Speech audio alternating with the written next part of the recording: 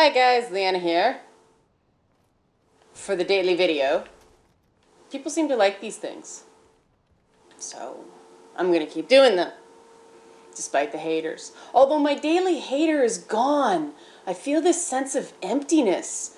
2 videos in a row. But before, there used to be this person, I have no idea who they were, who, within minutes of a video uploading to YouTube that I'd done, would instantly click the dislike button.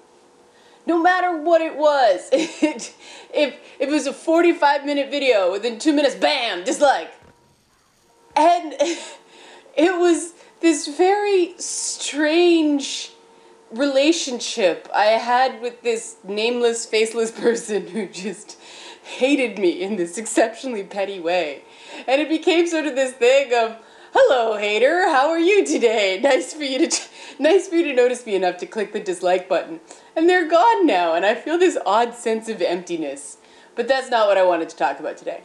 I wanted to talk today about the Brianna Wu, Wardell? I apologize if I mispronounced the name. People are making fun of me for mispronouncing, I guess it's Mario. But that's the Canadian coming out, guys. I have a Canadian accent. Sometimes it comes out. Don't make fun of me for the way I talk. I grew up with a ton of Italian people. A lot of them were named Mario.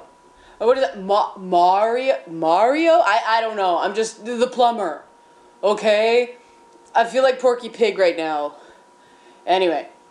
Brad Wardell and Brianna Wu had coffee at GDC. And it went well, and the internet exploded. And Brianna Wu's so-called fans turned on her like a pack of wolves in Gamergate. And wow. I mean, the response for any sane person to this should be fairly self-explanatory, but I think what's telling is that Brianna didn't know that this was going to be an unpopular move, that she so misunderstood, she was so naive about what was really happening. And that makes me very sad. It makes me very sympathetic for her. Whoops, I wanted to open the crate, not climb up. It makes me sympathetic because she tried to do a grown-up thing. And you know, Brad, like, wow, he's just painted as this Snidely Whiplash villain. Is that a dated reference now, Snidely Whiplash? God, I hope not. But he's just painted as some stock character villain with, you know, a waxed mustache and ashen gray skin and wahahaha. That's dehumanizing too. I mean, nobody knows this guy's story. Nobody was there. Nobody knows the truth or even most of the facts of his situation. I'm not even going to outline his situation because the poor guy, I mean, it's not even innocent until proven guilty anymore. It's accused until crucified, you know, online. There are some people that just cannot accept that we will never know what happened. It makes no sense to speculate. And I've had friends accused of some pretty terrible stuff, male friends, of course. And it's one of these things, oh, right, this never-ending thing that, hello, oh, crap. You know, the problem is the accusation destroys you. There doesn't have to be a conviction. And so I think it's good that, you know, Brianna and Brad sat down and found some common ground. That's great. And I think that this idea that if you don't agree with someone on everything, they're the enemy, is destructive, and I think we need to get away with that. People are not going to agree on everything. They're not. I keep coming back to this, but I find it so strange that people will open up a response to my work, and it's the most common entry point people use in talking to me. I didn't agree with everything, but... I don't expect people to agree with everything. And is that what this whole thing has really been about for 7 months? Is that there are some people that believe that people have to agree with everything to hang out? Like, is that what it is? You can't be cool with someone unless you agree 100% with everything they say? That's crazy. Well, that was weird. Sorry. Kneecapped him. Oh, that didn't work so well. What's going on? I know he's got a vest, but he should be dead. Okay. Now, that guy was never going to get along with. But if it wasn't for you, I don't know what... I don't know. These... Whoa! That's probably what Brianna Wu feels like right now. Pack of wolves coming to eat her. And I mean, you know, Brad's having a decent enough time of it now because the people he chose to, you know, interact with have a different sense of how to solve problems, or you know what, it's not even how to solve problems, because there's idiots in any faction. What it is, should I try for this fort? This is a bad idea. What it is there's idiots in every factional conflict that ruin it for everybody else just trying to solve the problem. And this is the case in, I've gotten out of convention running because it's rampant there. There's so much ego that people can't just give and take in the way that's necessary to get stuff done. Especially getting stuff done in a certain amount of time for a certain amount of money. And that's the greatest way to ruin innovation, and it's especially concerning in an industry that requires innovation. And that, you know, that to me is an important thing to keep in mind, because, you know, gaming, our ability to talk to people with whom we have fundamental differences of opinion is extra important, just because of that fact that you can't be in this business and have an aversion to constantly learning. It's just, you can't. Everything changes so fast. I mean, geez, the paradigm's not even the same as it was years ago. It's astounding to think about a lot of the time how much, well, that didn't do much, Escape Beast. Well, maybe I just didn't give him enough time, and that's weird. But, you know, we're doing things. I've been covering games long enough to have so many experiences with people saying something's not possible until someone comes around and shows it's possible.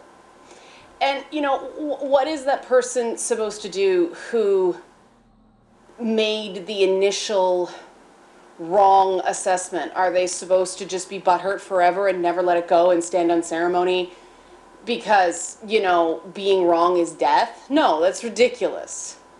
You know, you want the best ideas, period. And in order to get the best ideas, sometimes you have to be okay with, you know, embrace the fact that the best ideas never only come from one person. You know, you have to test out your ideas and see how they fit. And even if you've got a good basic idea, sometimes that idea needs refining, right? Like, you can have an idea and need somebody else's help to implement it. That happens a lot. Take down.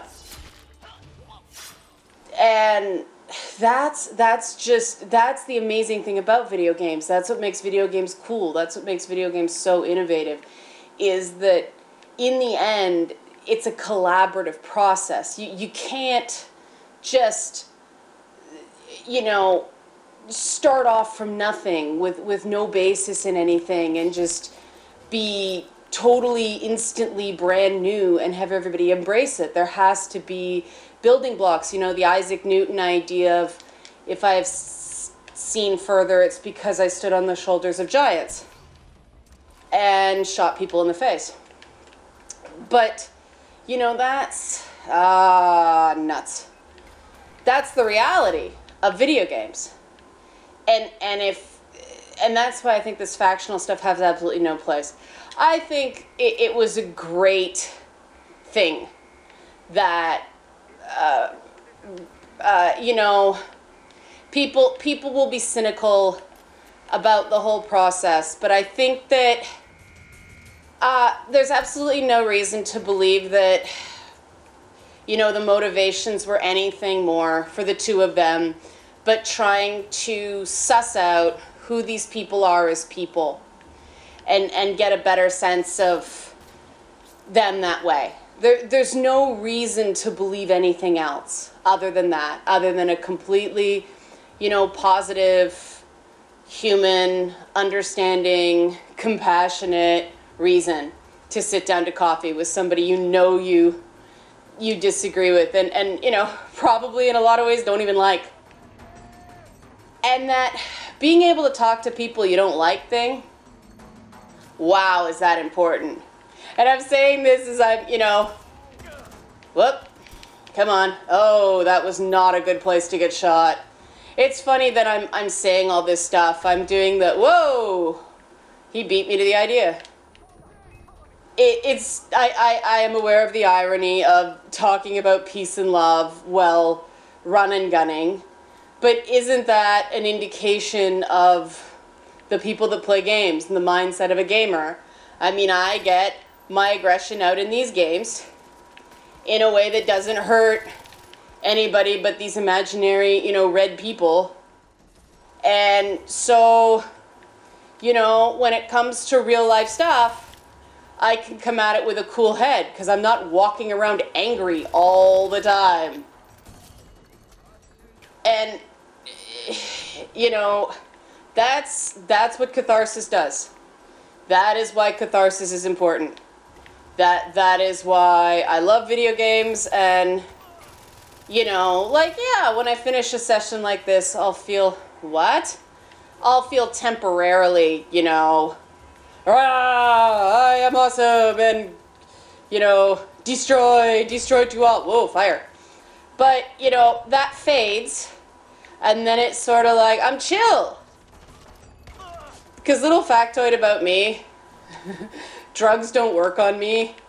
This game is so ironic to me because I cannot relate to Ajay's story in that if they pumped me full of stuff, nothing would happen. I found this out the hard way when I had knee surgery. What? Oh, hello. It really sucked to discover that morphine doesn't work. Morphine doesn't work on me, guys. What kind of alien am I? Then again, you know, I guess if one of the nurses just let me eat a soul, I might have gotten better. Haha, ginger kid joke. But, you know, I gotta wonder about the level of aggression in some people. Because, I mean, some of the stuff, the comments that really, really like, oh, too far. Way too far. This is bad, this is bad. Hey, how come you haven't blown up yet, Mr. Fire Tank? Okay, he's blown up now. How's my bullets? Probably not good. Let's move along. Hey! Whoa. Part of the most hurtful comment I saw against Brianna Wu was somebody saying, fine, now I don't have to pretend to like her stupid game anymore. That, you know, Brianna's saying she's having feelings about quitting the business and all that. And I can really relate to those feelings. I mean, I wrote extensively myself about similar doubts. So I'd be a complete hypocrite if I told her to just suck it up.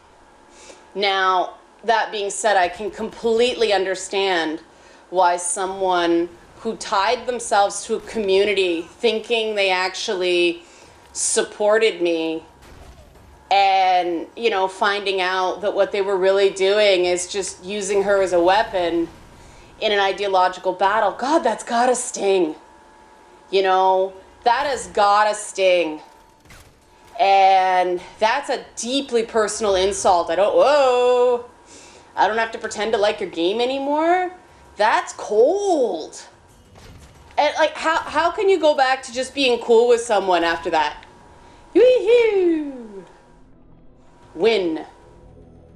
You know, how can you just go back if you find out you're wrong about your assumptions about her? How do you just go back to now going, we're cool now, right? No, you said you were pretending to like her game.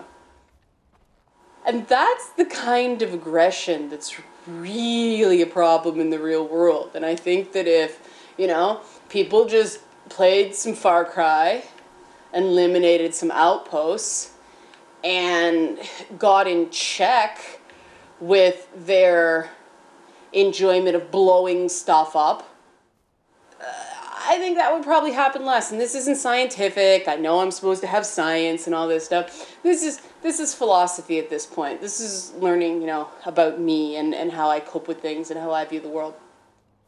But, you know, the reason I play games like this is so I can have moments of, because I have them.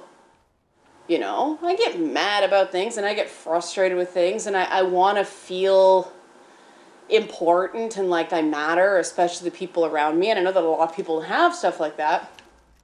So people play games and it's fun and you get a sense of achievement because you liberate outposts. And the way I like this game because it's like, you know, I totally screwed that up. I totally missed the stealth approach. But, you know, you can still do it. You can do it in your way. It's not a, you know, hard fail. And so I go and I have fun. And that's the importance of games that are just fun. In all this stuff about we need games for reasonable people or we need games that challenge the mind. People who say things like this don't really understand what it's like to have serious problems and need a game that can just sort of make you feel. People get really down on power fantasy, and I just think that's a really arrogant viewpoint because in order to compromise with somebody, you have to feel like you're in a secure place. That's the first step to everything, always. Feeling secure enough that people don't, you know, necessarily just give in because they're feeling mean. They dig in because they're feeling threatened and they feel like if they give, they're going to get pushed past the point, oh right, this thing. They're going to get pushed past the point that they can control their own circumstances, and that's totally understandable. So, you know, the first thing you have to do in order to compromise is make people feel like they can blink.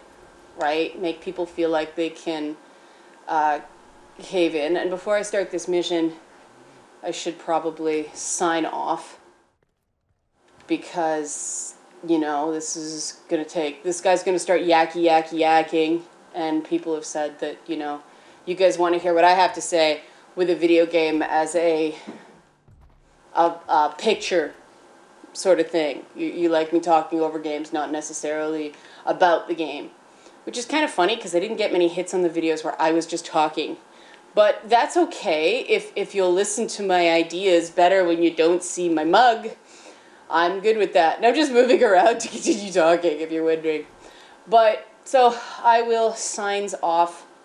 And thanks for watching. Thanks for listening. And just have disagreements, not wars, please. Pretty mountain. Everybody focus on the mountain and breathe in and out. All right, much respect to Brianna and Brad.